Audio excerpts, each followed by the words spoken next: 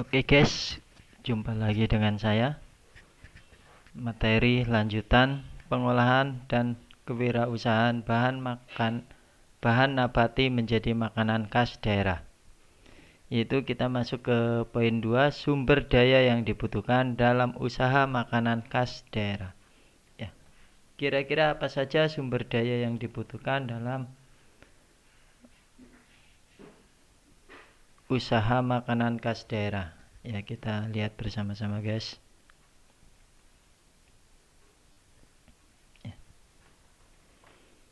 Indonesia adalah negara yang memiliki kekayaan kuliner yang luar biasa, baik ragam maupun cita rasanya. Hampir semua daerah di Indonesia memiliki makanan khas, dari yang diolah secara tradisional hingga modern. Bahkan berbagai varian baru muncul sebagai hasil eksperimen dan modifikasi. Makanan khas daerah tersebut menggunakan bahan pangan nabati dan hewani yang menjadi potensi dan unggulan daerah. Beberapa daerah bahkan memiliki lebih dari satu makanan khas. Sebagai contoh, Jawa Barat dengan bahan baku utama singkong diolah makanan menjadi makanan khas daerah berupa tape, suwar-suwir, dodol tape, prol tape, dan juga brownies tape. Rasanya pun sangat variatif. Hal itu menunjukkan bahwa usaha makanan khas daerah memanfaatkan sumber daya alam. Namun, untuk membuat sebuah produk makanan khas daerah, bukan hanya sumber daya alam saja yang dibutuhkan. Sumber daya yang dibutuhkan untuk membuat usaha makanan khas daerah adalah sebagai berikut. Ya, kita lihat bersama. Ya, ternyata sumber daya yang dibutuhkan untuk usaha makanan khas daerah yang pertama adalah manusia. Ya. Dalam sebuah kegiatan usaha, manusia adalah faktor paling penting. Sebab manusia adalah pelaku yang melaksanakan proses kerja untuk mencapai tujuan yang diinginkan. Sumber daya manusia yang dibutuhkan dalam usaha makanan khas daerah berupa tenaga kerja yang terdidik dan terlatih. Ya. Perlu kita ketahui, manusia adalah sumber daya yang paling penting. Kita bayangkan, seandainya kita sudah menggunakan sistem canggih semua, sudah menggunakan sistem mesin, menggunakan robot, tanpa ada manusia, robot dan mesin itu pun tidak bisa berjalan. Ya, itu adalah sumber yang pertama. Yang kedua, kita lihat guys. Ya, money atau uang. Uang dibutuhkan untuk membiayai semua kebutuhan yang diperlukan selama proses produksi, seperti untuk biaya pembelian bahan baku yang akan diolah, perawatan mesin, perawatan alat produksi, dan untuk menggaji karyawan. Ya. Tanpa ada uang, tadi udah ada manusia, selanjutnya adalah uang. Tanpa ada uang juga nggak bisa usaha. Ya, namanya usaha kita membutuhkan modal. Nah, untuk membeli bahan baku dan sebagainya itu perlu namanya uang. Ya. Oke, kita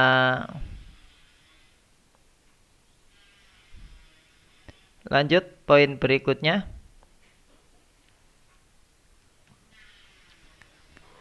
Material bahan baku. Ya. Material adalah bahan-bahan yang dibutuhkan dalam proses produksi sebuah usaha. Material terdiri dari bahan mentah, bahan setengah jadi, bahan jadi.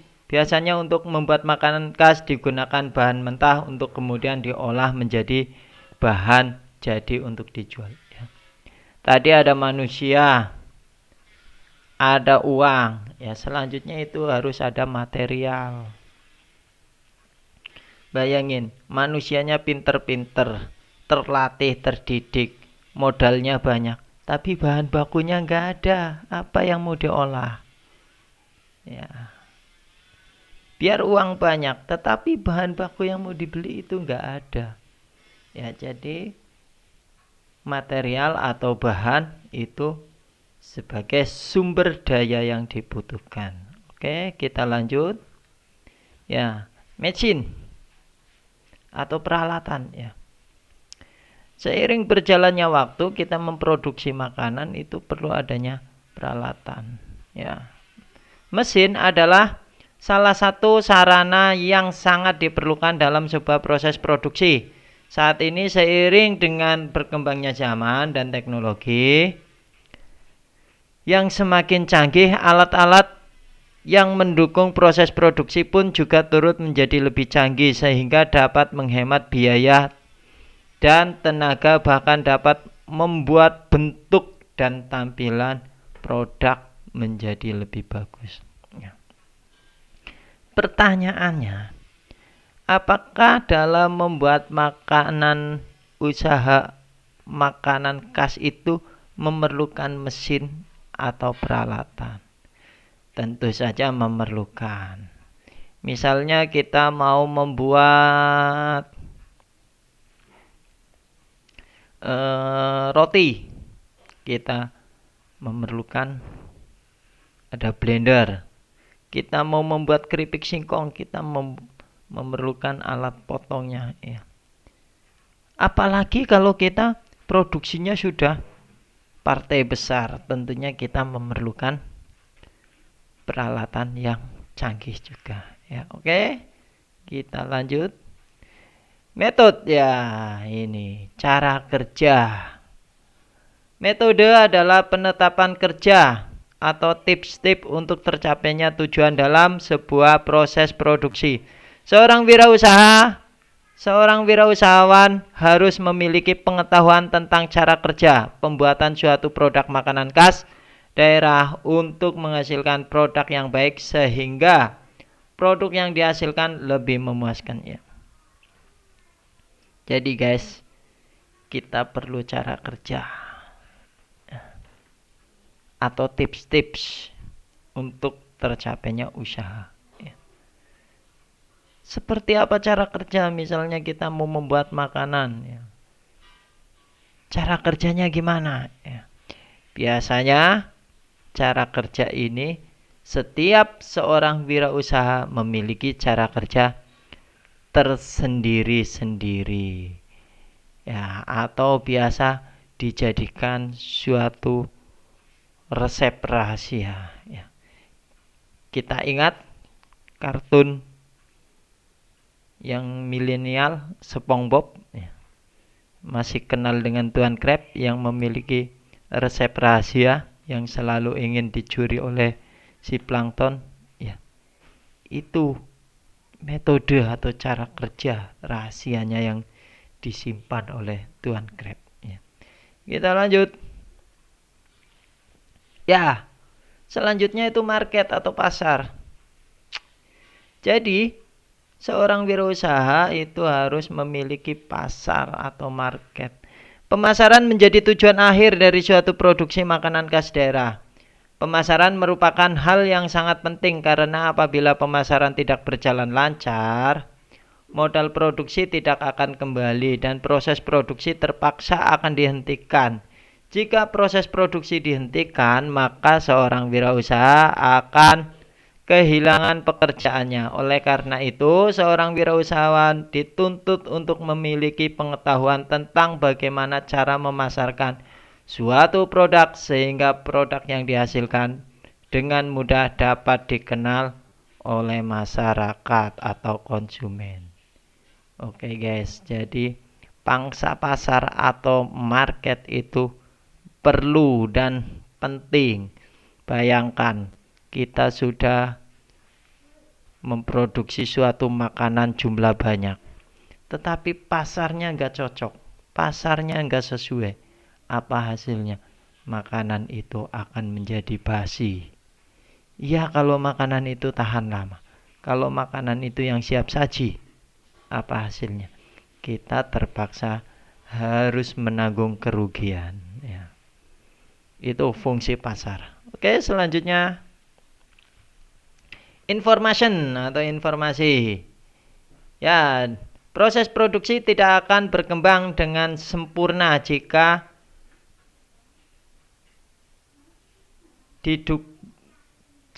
tidak didukung oleh informasi yang baik dari orang yang lebih berpengalaman maupun dari berbagai media seperti internet, buku, majalah maupun koran ya. Ya, informasi tentunya ini berkaitan dengan market tadi ya. Informasi ini boleh dikatakan sebagai sarana promosi. Misalnya kita posting di Facebook atau di toko online atau bisa melalui brosur atau yang lebih mujarab itu adalah promosi dari mulut ke mulut. Ya, makanya kalau kita mau produksi suatu makanan yang harus dijaga adalah kualitas rasanya. Ya. Oke, lanjut. Ya, itu tadi adalah sumber daya yang dibutuhkan dalam suatu usaha makanan khas daerah. Sekarang adalah perencanaan pemasaran usaha makanan khas daerah. Ya. Jadi kalau kita mau membuat usaha makanan khas daerah itu harus ada yang direncanakan. Apa saja? Ya. Buatlah nama untuk bisnis makanan semenarik mungkin ya. Brandnya dibuat dulu. Brand ya. Nama untuk bisnis makanan. Oke, selanjutnya adalah ya. Nama usaha akan menjadi image yang akan tertanam pada konsumen sehingga mereka mudah untuk mengingat usaha makanan yang dibuat. Oleh karena itu, sebelum membuka usaha makanan, siapkanlah nama usaha makanan yang menarik, unik, dan mudah diingat oleh para konsumen.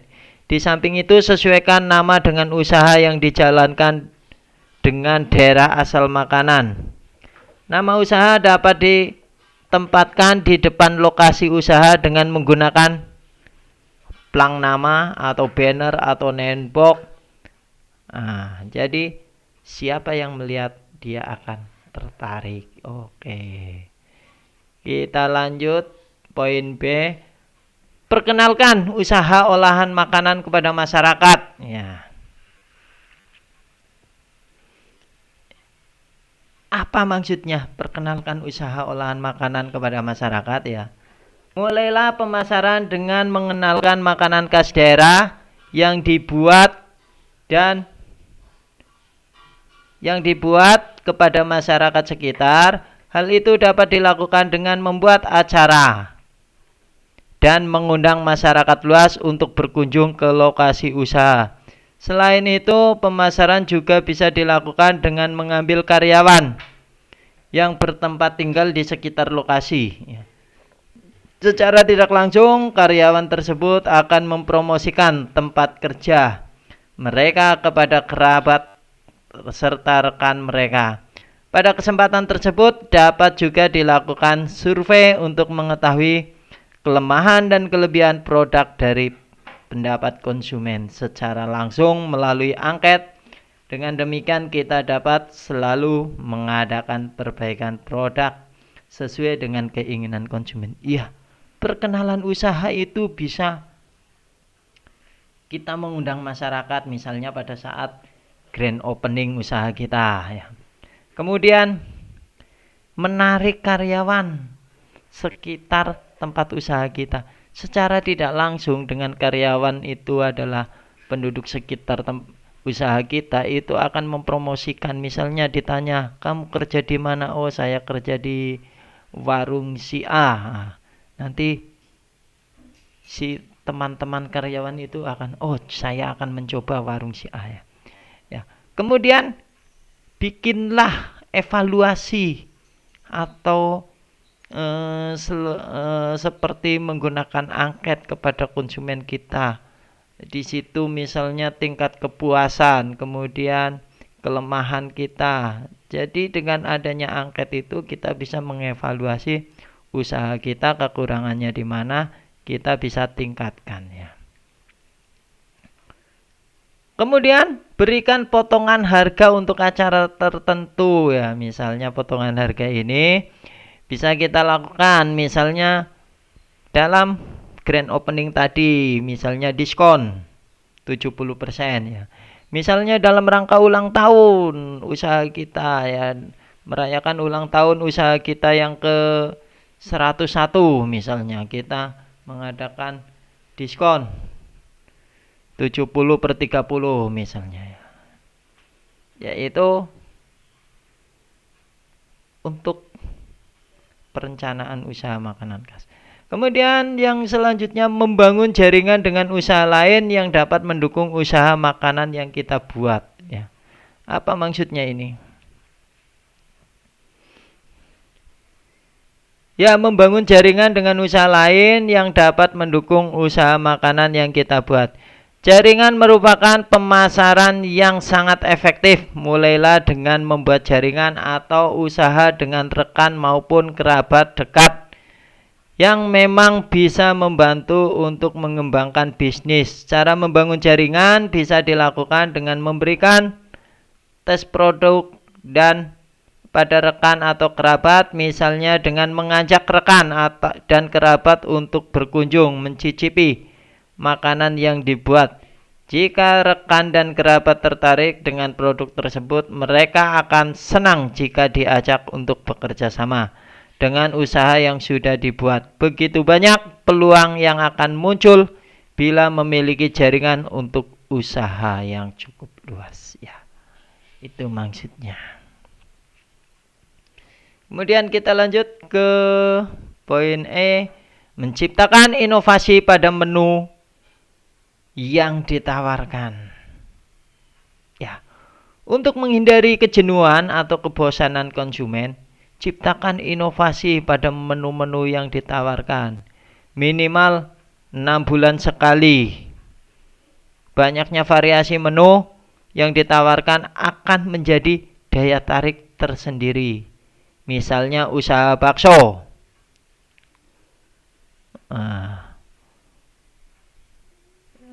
Usaha bakso misalnya. Kita bisa inovasi menu, misalnya bakso beranak, bakso bertelur, ya, telur cicak, telur buaya misalnya, telur puyuh, telur ayam ya. Itu inovasi ya. Padahal bahannya juga sama, gilingan daging ya. Ya. Selanjutnya meningkatkan kualitas pelayanan. Oke ya.